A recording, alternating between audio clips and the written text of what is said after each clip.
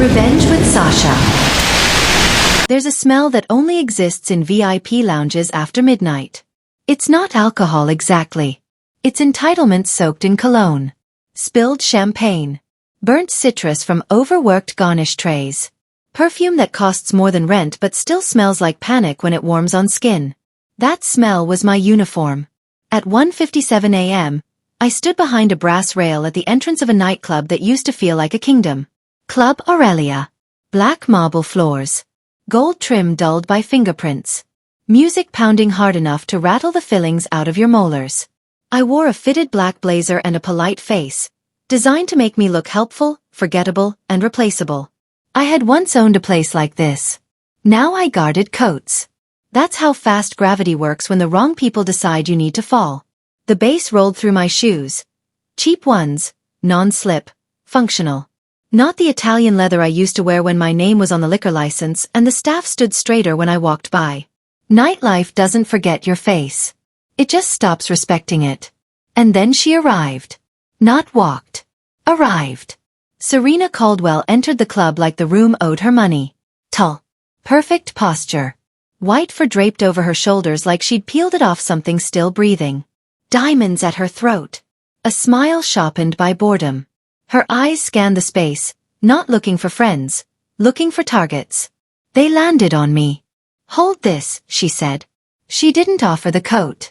She threw it. The fur hit my chest with weight and force, knocking the air out of me. Cold. Expensive.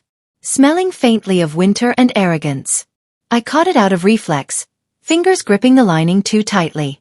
Careful, she added, already turning away. Last time someone stretched the seam. She didn't wait for confirmation. She never did. I tagged the coat and handed her a ticket without comment. Number 404. Not found. She didn't notice. People like Serena never do. She glided toward the VIP section, security parting like water. The manager nodded. The bartenders straightened. A waitress I knew, Maya, second job, student loans, braced herself. Serena Caldwell was married to Nathan Caldwell, founder of a data company that had bought half the city and renamed the rest. In this ecosystem, Serena wasn't just rich. She was untouchable. And I was supposed to be invisible. 2 years earlier, I had stood behind a bar 3 streets away, running my own club. A place with standards. A place where staff were protected. Where customers didn't snap fingers like dogs were being trained. I denied Serena entry once. Once was enough. She asked the question they all ask. Do you know who my husband is? And I made the mistake of answering honestly. I don't care. That sentence cost me everything. Back in Aurelia, Serena lounged in VIP like she owned the oxygen.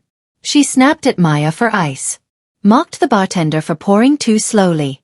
Laughed too loudly when a friend made a joke about service workers having opinions now.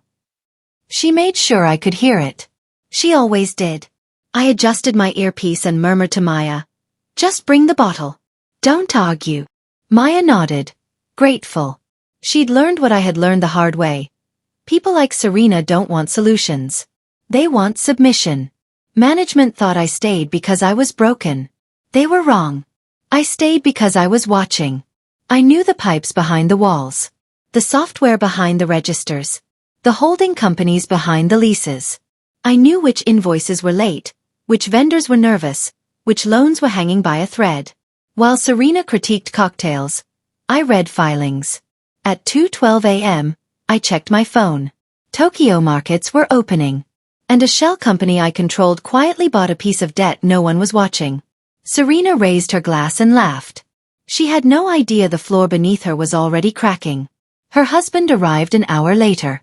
Nathan Caldwell didn't insult staff. He didn't raise his voice. He didn't acknowledge people at all. He dropped his umbrella near my hands without looking and said, "Dry this." Not please. Not even hey. A command, delivered to what he assumed was machinery. Of course, I said. He paused. You look familiar. I get that a lot. He shrugged it off. You remind me of a woman who used to run a club nearby. What happened to that place? Closed, I said. Shame, he replied, already walking away. Probably mismanaged. I didn't dry the umbrella. I opened it and left it dripping in the utility sink. Then I logged into a system Nathan didn't know I had access to.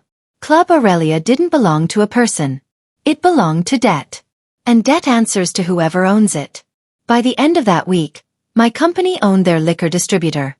By the end of the month, I owned the note on the building. They felt it in small ways first. Deliveries delayed. VIP tables double-booked. Service mysteriously slow. Especially for one table. Serena noticed. She always noticed. Why is everyone ignoring us? She snapped, waving an empty glass. Maya checked her tablet. Confused. It's strange. Your order keeps dropping. Serena's smile tightened. She hated that feeling.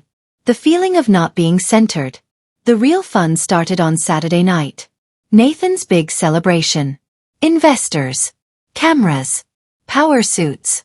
His car was flagged by valet software I'd quietly adjusted. He had to park himself. Serena stood awkwardly near the bar when their usual booth was closed, for maintenance. They waited for drinks. They waited longer. I watched from across the room, carrying trays, moving unseen.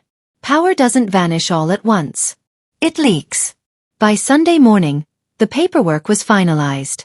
I was the landlord, the distributor, the license holder. Sunday night, Serena came in angry. She didn't speak. She threw her coat again. This time it hit my face. The clasp scratched my cheek. Blood welled. Oops, she said flatly. Hang it up. I didn't. No, I said. The word landed like a dropped glass. What did you say? No. The manager rushed over, panicking. Just do it, he whispered. I can't, I said calmly. I don't work for you anymore. Security hesitated. Because they knew. Because I'd shown them the paperwork. Because people remember who treats them like humans. I own this building, I said quietly. And you're done here. Phones came out. The room held its breath. Serena laughed once. Sharp and brittle. You're a coat girl. And you, I replied, are trespassing. She bent down and picked up her own coat from the floor. For the first time, no one helped her.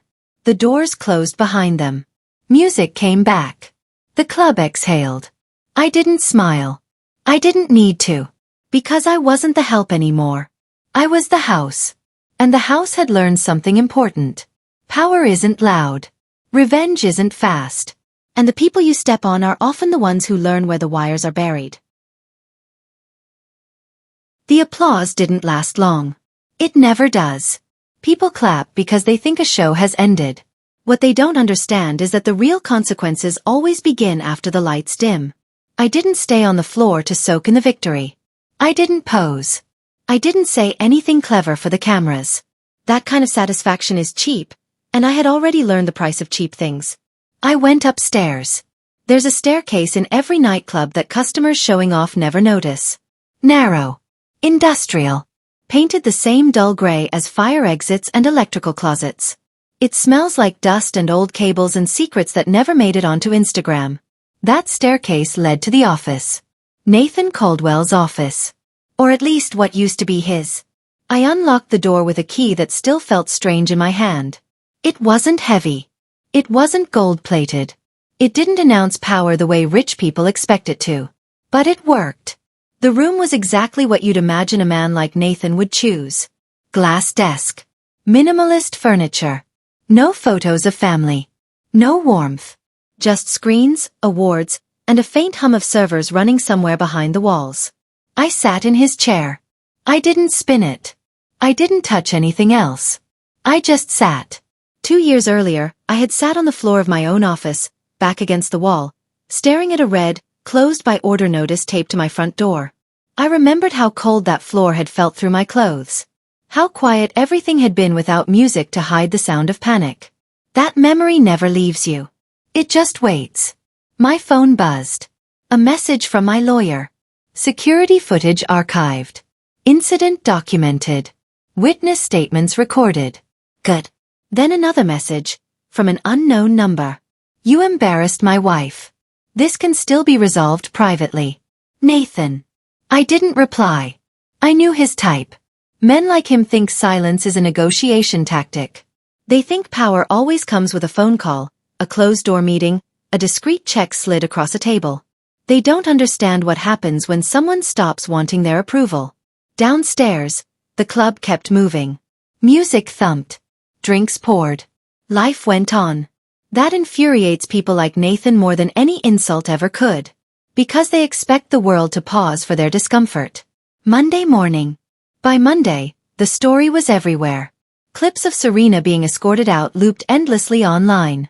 Commentary channels slowed it down, analyzed body language, zoomed in on her face as realization dawned. She looks shocked. She looks scared. She looks like she's never heard no before. They weren't wrong. Nathan's company issued a statement by noon. An unfortunate misunderstanding occurred at a private venue. Legal counsel is reviewing the situation. Translation. We didn't think this could happen. Meanwhile, my inbox filled with emails from people who had been very quiet 2 years earlier. Old vendors. Former staff. Investors who suddenly remembered my name. Funny how memory works when power shifts. But the most interesting call came that afternoon. The city. Specifically, a licensing board representative who sounded far more polite than they ever had when they shut me down years ago. We just want to confirm compliance, she said, given the recent ownership change. Of course, I replied. Everything is in order. It was. Painfully so. I had learned my lesson the first time. I didn't cut corners anymore. I didn't trust goodwill. I documented everything. Cameras, logs, signatures, redundancies. I had built the club the way you build something when you expect to be attacked. Because I did. Serena doesn't disappear. People like Serena don't retreat quietly.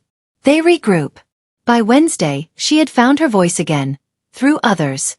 A gossip blog ran a piece questioning my sudden rise, and hinting at shady financing. An influencer posted a tearful story about how some staff members abuse their power. None of it named me directly. That's how they do it. Poison the water and let everyone else drink. I expected it. What I didn't expect was Serena showing up again. Not at the club. At my apartment. I had downgraded my life after losing everything. Smaller place. Quiet building. No doorman. No valet. No velvet rope. I was taking out the trash when I saw her. Standing by the entrance like she'd wandered into the wrong movie set. No fur coat. No entourage. Just sunglasses and fury. You, she said. I didn't stop walking. You think you won, she continued, heels clicking on concrete as she followed me. You humiliated me in public. You humiliated yourself for years, I replied calmly. I just stopped protecting you from consequences. She laughed, sharp and hollow. You're nothing without us. I turned then. Really turned. You destroyed my business because I bruised your ego, I said. You laughed while I lost my home. My staff. My reputation. Her jaw tightened. That's business. No, I corrected. That was cruelty. And cruelty has interest. She leaned closer, lowering her voice. Nathan will bury you. I smiled. That's the thing, I said. He already tried. She watched me for a long moment, searching for doubt. She didn't find any. You'll regret this, she snapped. I already survived it, I replied. You won't. She left without another word. That's when I knew she was scared. The collapse accelerates. Nathan fought back the only way he knew how. With money. He sued. Not directly. Through layers of shell companies and legal maneuvering meant to exhaust me. It didn't work. Because I had prepared for that too. Every harassment incident documented. Every violation recorded. Every clause enforced. The lawsuits dragged on for months. During that time, something interesting happened. People stopped returning Nathan's calls. Sponsors quietly backed out. Partners grew cautious. Boards don't like attention unless it's positive. And Serena? She became radioactive. Brands dropped her. Invitations dried up. Friends stopped answering texts. Power is contagious. So is liability. The final blow. The final meeting happened a year later. Not in a courtroom. In a conference room with no windows. Nathan sat across from me, looking older, thinner, tired. "I want this over," he said. "So do I replied. He slid a folder across the table. A settlement. Money. Apologies. Silence. I pushed it back. "No." He blinked. "You don't want compensation?" "I already got it," I said. "What do you want then?" I met his eyes. "I want you to understand something," I said. "You don't own people. You never did. You just rented their fear." He scoffed weakly. "You think this makes you powerful?" "No," I said. "It makes me free." I stood. "That's something you can't buy." Epilogue. The club thrives now. Different crowd. Different energy. Different rules. Staff are paid well. Protected. Respected. The coat check desk is gone. In its place is a small plaque near the entrance. It reads, "Be kind. Or be elsewhere." Sometimes late at night, I catch a familiar scent in the air. Expensive perfume mixed with desperation. And I smile. Because I know something they don't. The fall isn't loud. It's quiet. It happens one door closing at a time. The funny thing about power is that it doesn't disappear when it's taken away. It rots. And rot spreads. Nathan didn't lose everything at once. That would have been merciful. What happened instead was slower. Meetings that used to start on time began getting postponed. Then cancelled. Emails stopped being answered. His name, once spoken with respect, started being spoken carefully. Like a warning. I heard about it from others first. People talk when they think you're not listening. Former partners telling stories they once swore were lies. Employees remembering meetings that never felt right. Accounts that never quite added up. The same system that had crushed me was now chewing on him. That's how it works. It always eats its own eventually. I didn't celebrate. I didn't post anything. I didn't even mention his name. Silence, when used correctly, is louder than revenge. But Serena couldn't stay silent. She tried to pivot. New image. New causes. New friends. She started posting quotes about resilience and women supporting women. People noticed the timing. People always do. It didn't land. Once people see behind the curtain, they can't unsee it. One night, months later, she came back to the club again. Not through the front door. Through the side entrance. I wasn't surprised when security told me. I had expected it, the way you expect a storm after the sky turns green. I told them to let her in. She stood there, under softer lights this time. No crowd. No music. No witnesses to perform for. She looked smaller. Not physically. Internally. "I didn't think you'd allow this," she said. "I didn't think you'd come," I replied. She folded her arms. "You've made your point." "No," I said gently. "You made it for me." She swallowed. Pride and fear fighting in her throat. "Nathan is finished," she said. I didn't react. "They're investigating," she continued. "Real investigations. Not the kind you can call away." I nodded. "And you're telling me this because?" She hesitated. "Because I need to know if this ends." I studied her then. Really looked. The confidence that once poured out of her was gone. In its place was calculation. Survival. "This ends," I said slowly, "when you stop trying to rewrite what happened." Her eyes flashed. "You ruined my life." I leaned forward. "No," I said quietly. "You gambled with other people's lives and lost." Silence sat between us. Then, for the first time since I'd known her, Serena did something unexpected. She apologized. Not well. Not fully. But honestly enough that I could hear the fear underneath it. "I didn't think it would go that far," she said. "They never do," I replied. "Until it does." She left shortly after. I never saw her again. Nathan didn't go to prison. Men like him rarely do. But he lost what mattered to him more than freedom. Access. No more boards. No more influence. No more rooms that went quiet when he entered. Just money and the knowledge that it couldn't protect him anymore. That kind of punishment lasts longer. As for me, I kept building. Not bigger. Better. The club became something else. A place where staff didn't flinch when someone raised their voice. Where respect wasn't optional. Where people learned, quickly, that entitlement didn't buy immunity. Sometimes someone new tries it. Throws attitude around like it's currency. They never last long. Because the staff knows they're backed. And I know exactly how fragile power really is. Late at night, when the music fades and the lights come up, I walk the floor alone sometimes. I remember who I was when I lost everything. I remember the floor beneath my back. The silence. And I remember this. Revenge isn't about destruction. It's about survival with witnesses. And the most dangerous thing you can become is someone who no longer needs permission. Time changes people, but power reveals them. A year passed. Then another. The club stayed full, but quieter in a way that mattered. Not silent. Controlled. The kind of place where laughter sounded real, not desperate. Where nobody scanned the room looking for someone more important than the person in front of them. I stopped watching the news about Nathan. Not because I didn't care, but because I didn't need to anymore.